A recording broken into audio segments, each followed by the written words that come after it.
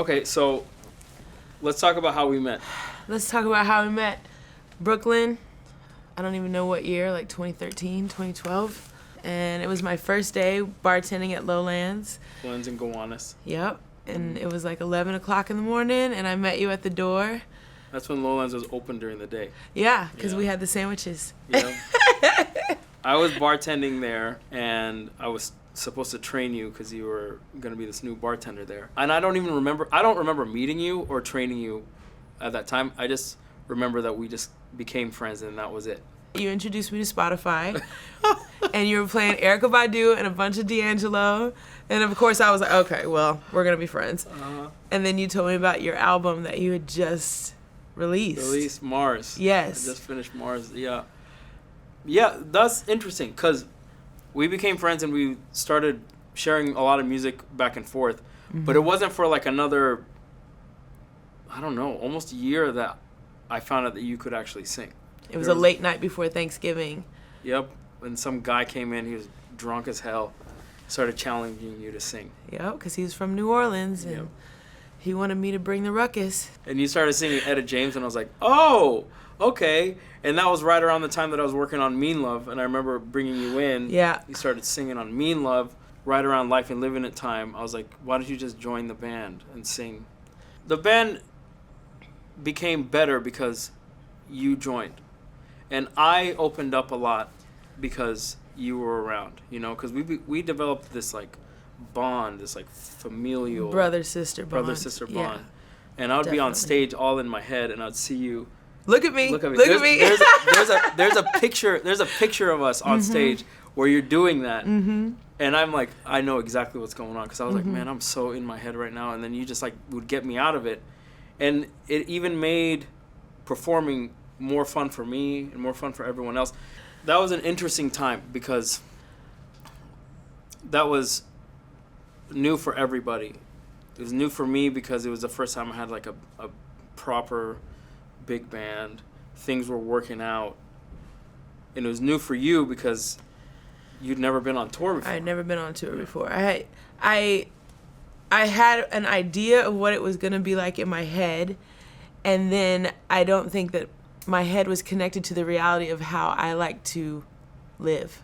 I went from playing like 15 people in the back of a restaurant on Sunday nights and making like $80 and feeling good about that, you know, and like leading the band and everything, to like Panorama Festival in Barcelona, and it's like 4,000 people, and your face is on the Jumbotron, and it's crazy. There's a lot of wild stuff that happened. But it almost seemed like, you know... It fell apart. It fell apart, but like, come on. I mean, it was premature. I think both of us had a lot of learning to do. You know? And it's unfortunate how it all kind of came down. You know, for me, I can say it was hard for me to communicate. And it was also really hard for me to make a decision about not continuing working with you because we were so close. We became such good friends, and also the show wasn't bad.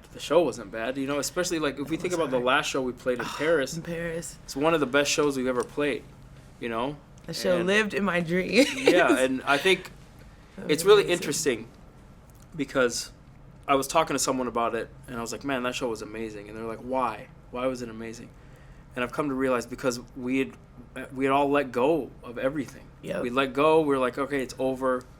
All of the hang-ups, all of the drama, all of the bullshit is gone. Mm-hmm. And we can just play. And we played. And I remember after that show, I didn't see you again. Till that morning. No, we didn't even see each other that next morning. Oh, yes, we did. I saw you in the lobby, and I didn't expect you to be in the lobby because I felt like we had said goodbye that night at that like after party in the dressing room. And I'm going down to get in the van with Elena, and I think Johnny was there and J-Tram because we were all going to separate places at the airport. Yeah. And you were staying with Martine in Paris. Yes.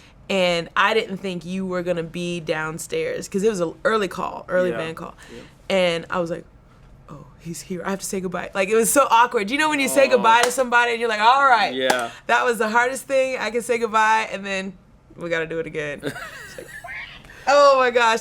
But you know, I'm telling you, like, I always got on stage with Sinkane, whether we were playing Poisson Rouge or Barcelona, whatever.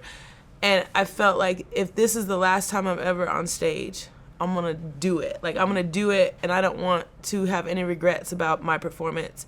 And I feel like I at least carried that on for the whole time, so that when we got to Paris, I feel like that energy was what carried us through, because that was just like that was open. insane. It was so open. The whole friendship from the first time we met, and the fact that I lived so close to the bar that, like, back in the day when you were working on Mean Love, like, it was a much different time for you and where you were living and everything. So, like, you would go take naps over there, or, like, we'd hang out after work and we'd sit there and we'd break down the music. And I think in our rekindling of the friendship, we never lost that. We always want to get inside of something. Yes. We always, have you read this? And you'd send, like, one phrase, and you'd be like, what do you think about this? Or, you know, and I'd send you a song. I'm like, I know you don't want to listen, but listen to this.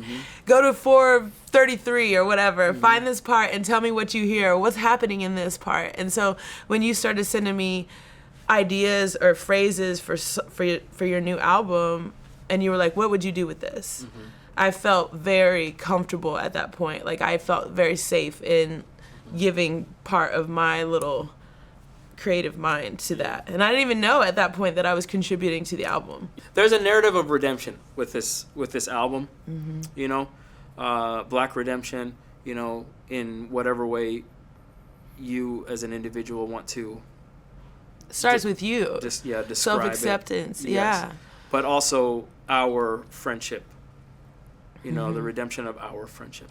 You give people a really safe spot to land, no matter what they throw out, no matter what, like, emotional cliff they jump off to get to a creative place with you. So when, you know, you're giving me feedback about, you know, whatever you've asked me for, in my head I'm like, well, I could do more. Well, I can throw out more. Well, I can do this. And it's like, that doesn't always happen with other people that I've collaborated with before. Usually I'm like, they didn't ask for this, I'm gonna keep that. Or I'm not sure, I think that's too much. And, like, with you, I was just like, well, here's 18 more things I wrote. Maybe you can pick something out of here. I remember you know, because, like, a lot of it was like, you would give me an idea, I'd write something, and then you'd pick. You'd be like, okay, I like that. Let's expound on these things. And that was how we were able to kind of sculpt. Yes. You know, which was, like, the most exciting thing. Just going back and forth, that was so fun. That was so much fun. And it really plays into the whole theme of collaboration of this album, you know. Our collaboration was really, really amazing and really fun. And really kind of brought us back together, which is the most important thing. Full circles. Yeah. Rivers. Rivers, Nick. There it is. Let me tell you about